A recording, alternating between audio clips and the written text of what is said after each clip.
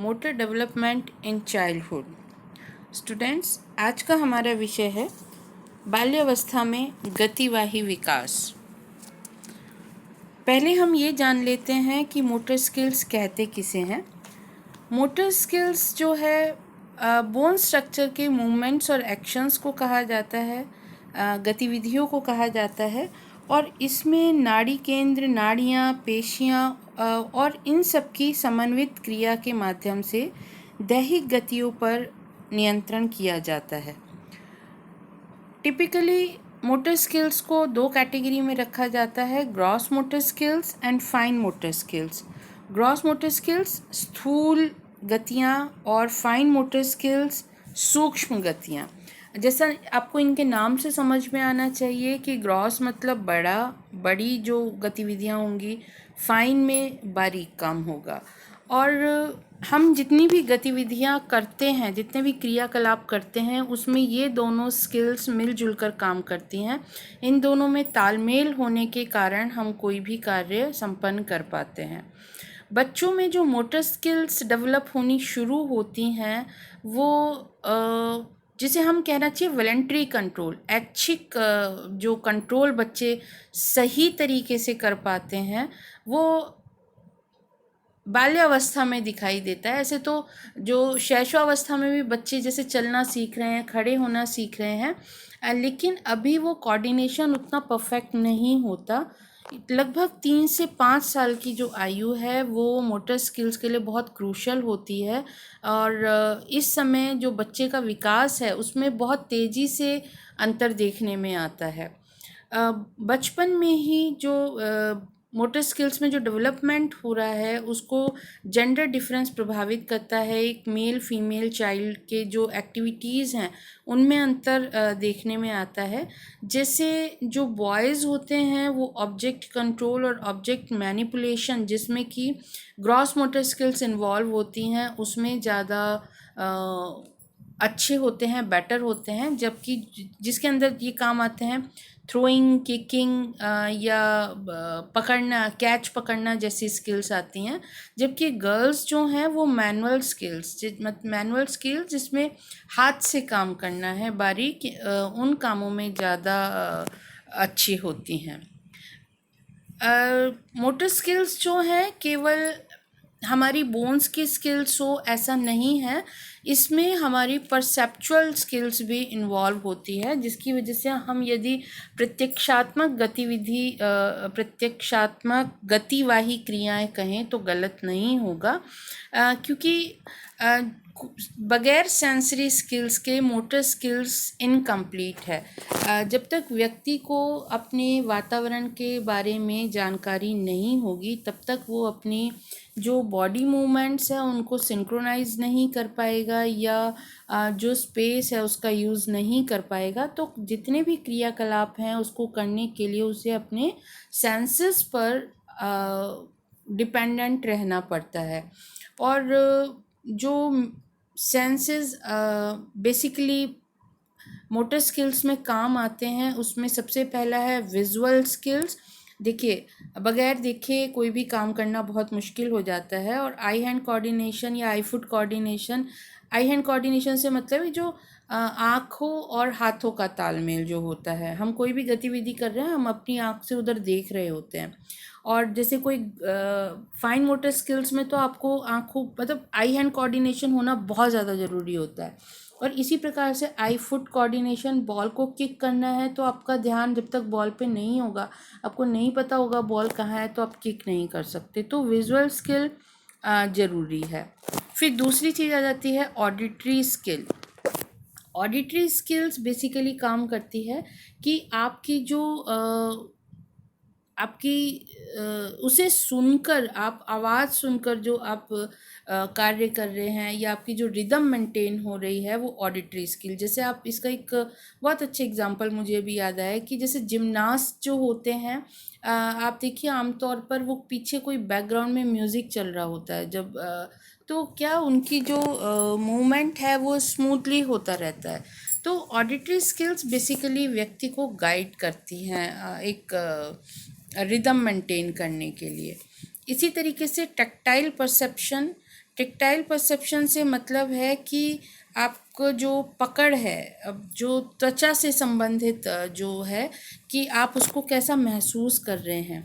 और tactile motor skills तब ज़रूरी हैं जहाँ पर आपको फाइन मोटर स्किल्स की बात आ जाती है, जैसे कलरिंग करने के लिए ब्रश या क्रेयॉन को कितना लूज़ या टाइट पकड़ना है, पेंसिल से लिखना है, या अंधेरे में आपको स्विच बोर्ड पे आप ढूंढना है, तो उस समय आपको टच पे डिपेंडेंट रहना पड़ता है। फिर काइनेस्टिक डिस्क्रिमिनेशन, काइनेस्टिक सेंसेस कहा जाते हैं जो मूवमेंट रिलेटेड सेंसेशंस होती हैं, और ये बहुत ज़्यादा ज़रूरी होती है जब आप साइकिल चला रहे हैं या बॉल को कैच करने के लिए भाग रहे हैं, तो उस समय जो मूवमेंट किस तरीके से, किस डायरेक्शन में, किस इंटेंसिटी से आपको मूवमेंट करना है, ये काइनेस्थेटिक डिस्क्रिमिनेशन होता है, और इसके लिए आपकी काइनेस्थेटिक सेंसेस आपका काम कर रही होती हैं। तो इस प्रकार से एक्चुअली जो मोटर स्किल्स होती हैं उसमें परसेप्चुअल मोटर कपलिंग होती है। अब हम देखेंगे कि ग्रॉस मोटर स्किल्स क्या होती हैं। ग्रॉस मोटर स्किल्स बेसिकली उन फिज़िकल स्किल्स को कहा जाता है जिसमें कि लार्ज बॉडी मूवमेंट्स होते हैं, यानी शरीर के अंगों का बड़ा हिस्सा, हम कहें मोटे काम जो किए जा रहे हैं, जिसमें कि ज़्यादातर आपकी पूरी बॉडी इन्वॉल्व होती है। ग्रॉस मोटर स्किल्स में आपके हाथ और पैरों के मूवमेंट, या कई बार हम कमर के मूवमेंट भी कुछ स्पोर्ट्स में होते हैं। तो इसके अंदर कौन कौन से एक्शंस आते हैं? रनिंग, क्रॉलिंग, स्विमिंग, ये सारे जो हैं आपके क्रॉस मोटर स्किल्स में आ जाते हैं। और ये देखा गया है कि बॉयज़ जो हैं वो गर्ल्स से बेटर होते हैं ग्रॉस मोटर स्किल्स में, क्योंकि उनमें मसल एक्टिविटी करने की क्षमता ज़्यादा होती है। ग्रॉस मोटर स्किल्स को आगे दो भागों में डिवाइड करा जा सकता है। पहला लोकोमोटर स्किल्स, यानी कि जिसमें लोकेशन से संबंधित स्किल्स है, जिसमें आपको स्थान परिवर्तित करना है, जिसमें आ जाते हैं आपके दौड़ना, कूदना या स्लाइड करना, जो फिसलना जिसे कहते हैं, और तैरना। इसमें गति बनी रहती है आपकी। और दूसरा आता है ऑब्जेक्ट कंट्रोल स्किल, जिसमें थ्रोइंग, फेंकना, कैच करना, किक करना, ये देखिए ये सारी जो लोकोमोटर स्किल है उसमें आपके शरीर को गति बनाए रखना, और ऑब्जेक्ट कंट्रोल स्किल में आप खड़े रहकर भी काम कर सकते हैं। तो अब हम ये देखेंगे कि इसमें किस किस तरीके से प्रोग्रेस हो रही है, किस तरीके से डेवलपमेंट हो रहा है। यदि हम रनिंग की बात करें तो रनिंग में पूरी ताकत की ज़रूरत होती है, शरीर की पूरी क्षमता का यूज़ करना होता है, और जैसे जैसे बच्चा ग्रो करेगा वैसे वैसे उसमें क्षमता का विकास होगा। 4 से 5 साल के बच्चे में दौड़ने की क्षमता पूरी तरीके से आ जाती है, लेकिन अभी उसमें जो दौड़ने के बाद रुकना, मुड़ना या स्टार्ट करना, उसमें वो थोड़ा उतना एफिशिएंट नहीं होता, थोड़ा सा इतना स्मूथ उसका एक्टिविटी नहीं होती। लेकिन जैसे जैसे बच्चा बड़ा होता जाता है वैसे वैसे उसके भागने दौड़ने की क्षमता का विकास हो जाता है, और वो इसका उपयोग विभिन्न प्रकार की जो खेल गतिविधियां हैं उसमें कर सकता है। जैसे रेस है या कोई भी स्पोर्ट आप ले लीजिए, उसमें बच्चे खेलते कूदते समय भागने की क्षमता का अपना यूज़ कर रहे होते हैं। कहना चाहिए किशोर अवस्था तक लगभग दोनों का जो गर्ल्स एंड बॉयज़ की जो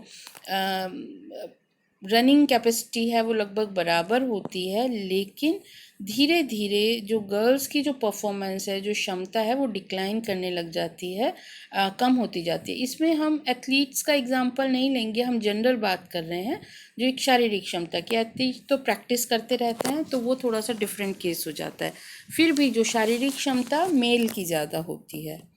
दूसरा जो आता है मोटर स्किल, वो बच्चों में देखने में जंपिंग।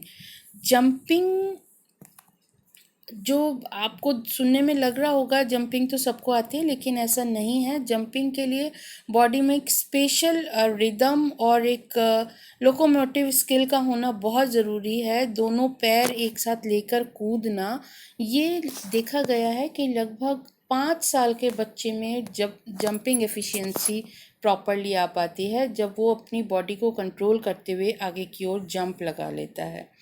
तो जंपिंग में बेसिकली बैलेंस और इक्विलिब्रियम की मेंटेनेंस ज़रूरी होती है, और किस तरीके से जंप लगाना है और प्लस उसके बाद जो रुकना है वो एक इसमें क्रिटिकल इशू होता है। तो ये थोड़ा सा 5 साल के बाद बच्चे में जंपिंग एफिशिएंसी आ पाती है। थ्रोइंग थ्रोइंग का मतलब फेंकना, जैसे बॉल थ्रो है या कोई भी जो थ्रो, कोई भी गेम बच्चे खेल रहे हैं तो जो फेंकना, गेम ही क्यों, दैनिक जीवन में कुछ भी फेंकने की बात हो सकती है। तो इसमें एक अलग पैटर्न आता है, जैसे 4 टाइप के थ्रो बच्चों में देखने में आते हैं। पहला है एंटीरियर पोस्टीरियर थ्रो। ये 2 से 3 साल के बच्चों में देखने में आता है, और इसमें क्या होता है कि जो बच्चों का थ्रो होता है वो जो उनका हैंड मूवमेंट या लेग मूवमेंट वो बॉडी के पास ज़्यादा होता है, यानी वो लंबा हाथ करके नहीं फेंकेंगे। उनका जो हाथ है वो कन्फाइंड टू बॉडी रहेगा और अपनी जो शरीर के पास की तरफ ही रहेगा। फिर जो दूसरी स्टेज आती है वो throwing with horizontal arm and body movement, यानी कि अब हाथ को खोल कर फैलाकर बॉडी से दूर ले जाकर और फिर उसे रोटेट करते हुए खड़े होकर ही फेंकना। यानी अभी बॉडी मूवमेंट तो हो रहा है लेकिन बहुत ज़्यादा दूर तक बच्चा नहीं भागेगा, ज़्यादा लंबी लीप बच्चा नहीं ले सकता। और ये होता है 3.5 से 5 साल की आयु वर्ग के बच्चों में इस तरीके का मूवमेंट। फिर वेट ट्रांसफ़र इन थ्रोइंग, ये 5 से 6 साल का जब बच्चा हो जाता है तो वो जैसे भागते हुए अगले पैर पे वजन देते हुए फिर चीज़ को फेंकना, ये पैटर्न 5 से 6 साल के बच्चे में देखने में आता है। और फोर्थ आता है मैच्योर ओवरहैंड थ्रो। 6 से बाद वाले बच्चों में ये जो मेजर ओवरहेड थ्रो जैसे बड़े लोग फेंकते हैं उस तरीके का पैटर्न देखने में आता है। अब हम बात करेंगे फाइन मोटर स्किल्स की। फाइन मोटर स्किल्स किसे कह रहे हैं, जिसमें कि स्मॉलर मूवमेंट्स हो रहे हैं, छोटी छोटी जो अंगों की गतिविधियां हो रही हैं, जैसे कि कलाई, हैंड्स, उंगलियां, पैर या पैर की उंगलियां जिसमें एक्टिविटी कर रही हैं वो फाइन मोटर स्किल्स होंगी। और इसमें जो काम भी हैं वो छोटे छोटे ऑब्जेक्ट्स के साथ हो गए, जैसे उंगली और अंगूठे के बीच में पकड़ना या लिखना या मतलब किसी तरीके का जैसे बारीक बारीक काम। तो ये जो फाइन मोटर स्किल्स में जो डेवलपमेंट होता है वो मिडिल एंड लेट चाइल्डहुड में होता है, यानी कि जो अर्ली चाइल्डहुड है उसमें नहीं होता, क्योंकि जब ब्रेन का विकास पूरी तरीके से हो जाता है मिडिल चाइल्डहुड में, यानी कि आप लगा लीजिए 7 साल से जो बड़े बच्चे होते हैं उनमें फाइन मोटर स्किल्स बेटर होती हैं, क्योंकि सेंट्रल नर्वस सिस्टम के जो मेजर पार्ट है ब्रेन उसमें विकास होने लग जाता है, काफ़ी हद तक विकसित हो जाता है। ये जो चार्ट आप देख रहे हैं वो ये देख रहे हैं कि फाइन मोटर स्किल्स और ग्रॉस मोटर स्किल्स कब कब डेवलप हो रही हैं। ग्रॉस मोटर स्किल्स की मैं बात आपको बता चुकी हूँ, फिर भी एक बार हल्का सा देख लेते हैं। 3 से 4 साल में बच्चा पीछे की तरफ, आगे तो चलना वो सीख ही गया है 2 साल तक में, 3 से 4 साल में वो पीछे की तरफ भी चल सकता है, स्टेयर्स चढ़ सकता है और 3 पहिए वाली साइकिल पे सवारी कर सकता है। 4 से 5 साल में, अभी हम ग्रॉस मोटर स्किल की बात कर रहे हैं, एक पैर पर कूद सकता है, एक लाइन पर चल सकता है और अपनी पैरों की पंजों पर चल सकता है। 5 से 6 साल में बच्चा जंप करना शुरू करता है, कूद सकता है, रस्सी कूद सकता है और दोनों पैरों पर भी जंप कर सकता है। फिर 6 से 7 साल का जो बच्चा है वो जो बाईसाइकिल होता है वो चलाना सीख लेता है, कॉन्फिडेंटली जंप करना सीख लेता है, और अब जो वो दौड़ होती है उसकी वो कोऑर्डिनेटेड होती है, मतलब अटपटे ढंग से नहीं भागता, एक बैलेंस्ड वे में बच्चा दौड़ना सीख जाता है। 7 से 8 साल में बच्चा जो है वो लगभग सारी एक्टिविटीज़ उसमें हो जाती है, वो दोनों पैरों पर कूद सकता है और एक स्ट्रेट लाइन में चल सकता है, इम्बैलेंस्ड अब उसकी चाल नहीं रहेगी।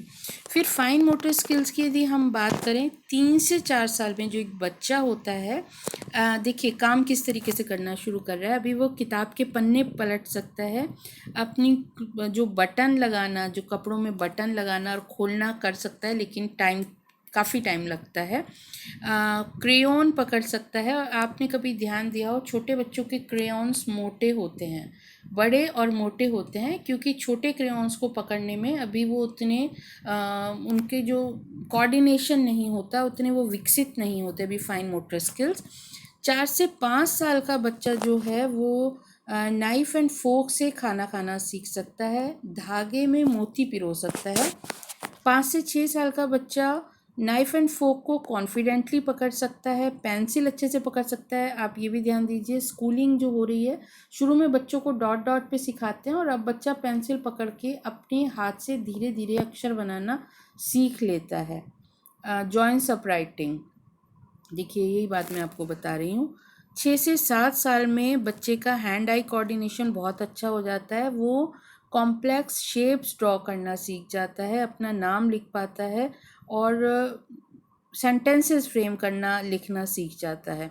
और 7-8 साल का बच्चा जो है वो कैंची की सहायता से कुछ काट भी सकता है, कागज़ वगैरह। तो इस तरीके से देखिए कि ग्रेजुअली फाइन मोटर स्किल्स का डेवलपमेंट हो रहा होता है। एक और चीज़ जो मोटर स्किल्स में आती है वो है हैंडेडनेस। हैंडेडनेस से मतलब है कि बच्चा कौन सा हाथ प्रयोग कर रहा है अपनी ज़्यादातर एक्टिविटीज़ में। आमतौर पर जो हम लोग जो देखते हैं, ज़्यादातर बच्चे सीधा हाथ प्रयोग करते हैं, तो राइट हैंडेडनेस कहा जाता है। और लेफ़्ट हैंडेडनेस जो ज़्यादातर गतिविधियों में, जो दैनिक जीवन की जो गतिविधियां हैं उसमें लेफ़्ट हैंड बच्चा यदि यूज़ कर रहा है तो उसे लेफ़्ट हैंडेडनेस कहा जाता है। बच्चे की जो हैंड स्किल है, बच्चा के जो फाइन मोटर स्किल्स है, वो इस चीज़ पर भी डिपेंड करती है कि बच्चे की हैंडेडनेस कौन सी है। वो सीधे हाथ से काम करता है या उल्टे हाथ से काम करता है, या दोनों से करता है। कुछ लोग ऐसे होते हैं जो कुछ एक्टिविटीज़ जो हैं वो राइट हैंड से करते हैं और कुछ लेफ़्ट हैंड से करते हैं, और कुछ ऐसे भी होते हैं जो दोनों हाथों से काम कर सकते हैं। तो बेसिकली कहीं ना कहीं पर बच्चे की जो स्किल्स हैं वो इससे ज़रूर प्रभावित होंगी कि बच्चा किस हाथ से काम, उसका प्रेफर्ड हैंड कौन सा है। लगभग 6 साल की आयु तक ये बात क्लियर हो जाती है कि बच्चा कौन सा हाथ यूज़ करेगा। उससे पहले भी बच्चे की एक्टिविटीज़ में लगता है, लेकिन स्टिल थोड़ा सा चांस रहता है कि बच्चा अभी भी, आप सिखाओगे तो ट्रेन हो सकता है। वैसे तो नहीं होता, लेकिन थोड़ा बहुत कोशिश करी जा सकती है। लेकिन 6 साल 7 साल के होते होते बच्चे क्लियर कट जो उनका हैंडेडनेस है वो डोमिनेंट हो जाती है, और वो बहुत मुश्किल होता है कि वो आप उससे दूसरे हाथ से काम कराने की कोशिश करें। और यदि आप लेफ़्ट हैंडेड जो बच्चा होता है वो कई बार बड़ा परेशान भी होता है, क्योंकि हमारे यहाँ जितना भी एक्टिविटीज़ हैं, जितने भी ऑब्जेक्ट्स हैं, वो इस तरीके से डिज़ाइन करे जाते हैं राइट हैंडेड पीपल, क्योंकि ज़्यादातर व्यक्ति राइट हैंडेड होते हैं। और इससे कई बार क्या होता है, क्योंकि बच्चा उतना एफिशिएंटली काम नहीं कर पाता, क्योंकि उसका हाथ उल्टा पड़ता है, वो उतना राइट हैंडेड पीपल के जैसे काम नहीं कर पाता। तो कई बार कन्फ्यूज़न की वजह से वो डिलेड रिस्पॉन्सेज भी उसके हो जाते हैं। वो ऐसा नहीं कि सभी बच्चों के साथ ऐसा होता, पर पॉसिबिलिटी ऐसी है। तो यहाँ आकर हमारा जो मोटर स्किल डेवलपमेंट है वो पूरा होता है। एक चीज़ मैं यहाँ पर ऐड करना चाहूँगी कि जैसे जब हम हैंड स्किल्स की बात कर रहे हैं, यदि हम कह रहे हैं हस्त कौशल, तो उसमें ज़्यादातर आपके जो फाइन मोटर स्किल्स हैं वो हैंड स्किल्स में आती हैं, और जो लेग स्किल्स में आपके जितने भी ग्रॉस मोटर स्किल्स हैं वो आपके लेग स्किल्स में आती हैं। तो मेरे ख्याल से आपको अब ये जो मोटर डेवलपमेंट है वो समझ में आ गया होगा, उम्मीद करती हूँ। तो अभी के लिए धन्यवाद। अगले लेक्चर में हम कॉग्निटिव डेवलपमेंट के बारे में जानकारी हासिल करेंगे। Thank you.